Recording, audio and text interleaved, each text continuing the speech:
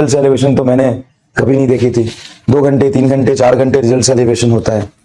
ये result celebration 12 घंटे के आसपास चली थी और शायद स्ट्रीम अपने आप बंद हो गया था।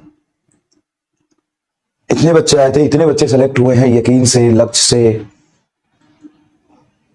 ऑलमोस्ट सारे यकीन 2.0 से ही पढ़े थे बच्चे सारे।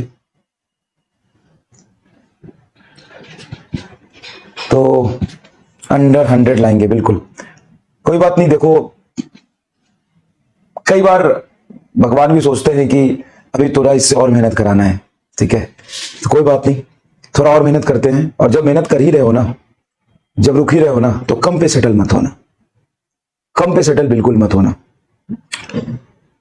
बहुत सारे बच्चे इसमें होंगे ऐसे जो पिछले साल 12th किए होंगे। यसार को देखा होगा आपने, शायद थोड़ी सी कहानी सुनी होगी यसार का। यसार एक ऐसा लड़का है जिसके पिछले साल 38,000 रैंक थे और इस बार 150 रैंक है।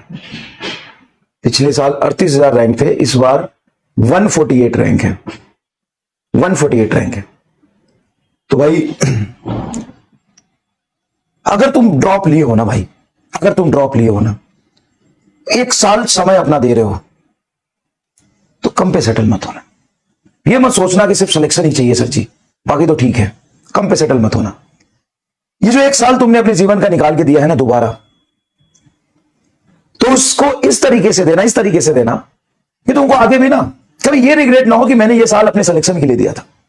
तुम ये सोचो कि ये साल मैंने अपना बेस्ट देने के लिए दिया था, ये साल मैंने दिया तो मेरा सिर्फ सिलेक्शन नहीं, टॉप 100 में रैंक आया।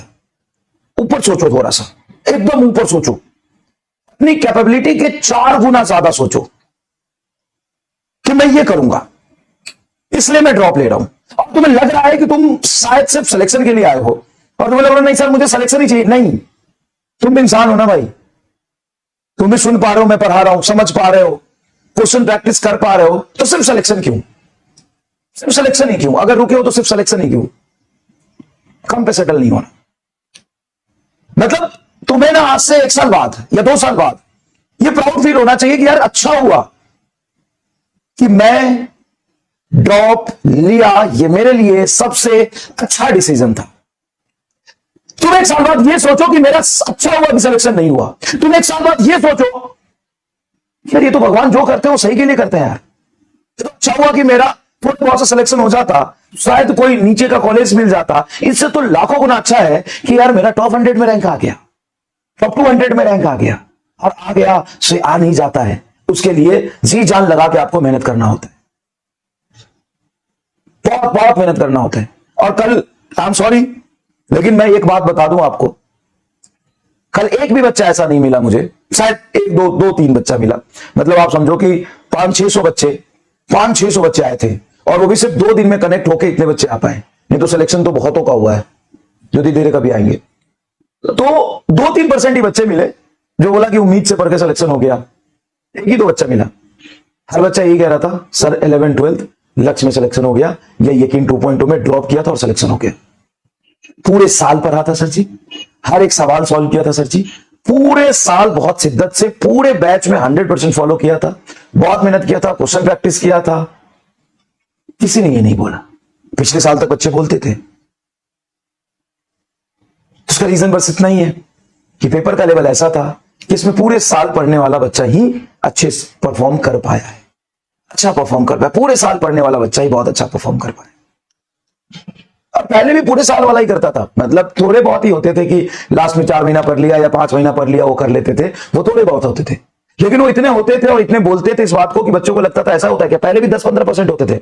आई एम सॉरी लेकिन पहले भी 10-15% ही होते थे, 20% ही होते थे मैक्सिमम। 80-85% वही बच्चे होते थे जो पूरे साल पढ़ते थे। लेकिन पहले 10-15% ऐसे बच्चे होते थे जो बोलते थे 4 महीना पढ़ के सिलेक्शन हो गया, 3 महीना 6 महीना पढ़ के 5 महीना पढ़ के सिलेक्शन हो गया। इस बार सिर्फ 1 ही % बच्चा था जो ऐसा बोल रहा था, नहीं तो 99% बच्चा वही था जो पूरे साल पढ़ा है।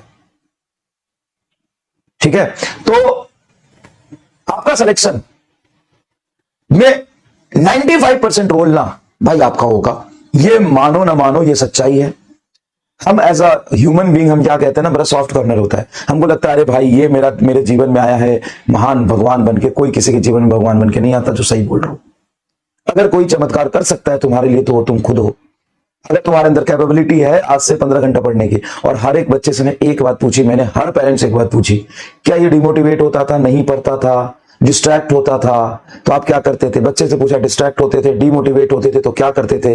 बच्चा एक ही जवाब देता था, ऐसा हुआ ही नहीं, ऐसा हुआ ही नहीं। तो क्या आपके साथ भी ऐसा होता है?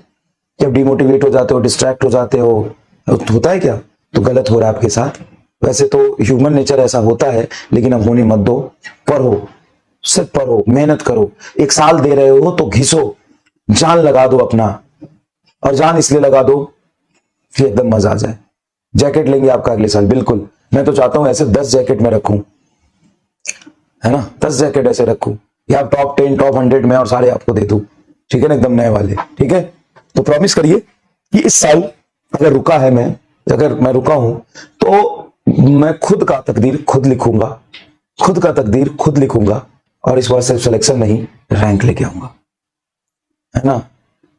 अगर ये साल दे रहे हो तो मतलब ऐसा हो ना कि 1 साल बाद तुम्हें लगे कि अच्छा हुआ कि मेरा सिलेक्शन हो गया, मैंने ड्रॉप किया, तो ये नहीं आनी चाहिए फीलिंग ये आनी चाहिए कि अच्छा हुआ कि मेरा पिछले साल नहीं हुआ, अच्छा हुआ कि मेरा पिछले साल नहीं हुआ, नहीं तो कोई खराब कॉलेज मिलता, इस बार मुझे टॉप का कॉलेज मिलेगा, टॉप का एम्स मिलेगा। ठीक है।